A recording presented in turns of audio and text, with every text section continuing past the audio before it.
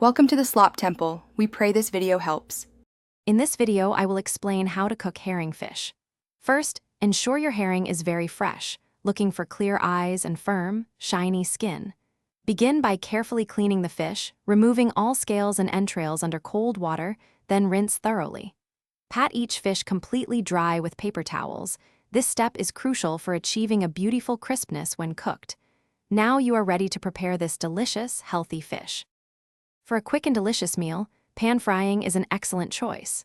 First, lightly dust your dried herring with seasoned flour, perhaps with a pinch of salt and black pepper. Heat about 2 tablespoons of high smoke point oil, such as canola, in a large skillet over medium-high heat. Carefully place the fish in the hot pan and cook for 3 to 4 minutes on each side until it achieves a beautiful golden brown color and the flesh flakes easily. Serve immediately for the best taste. If you prefer a hands-off approach, baking herring in the oven is wonderfully simple. Preheat your oven to 400 degrees Fahrenheit.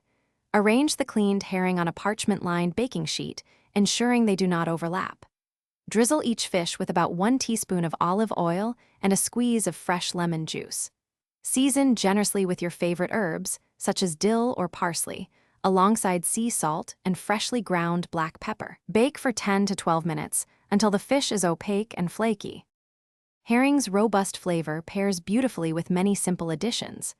A generous squeeze of fresh lemon juice just before serving brightens the taste and adds a delightful tang.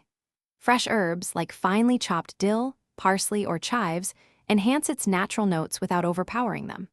For a touch of richness, a quick pan sauce made with brown butter and a tablespoon of capers can elevate your dish.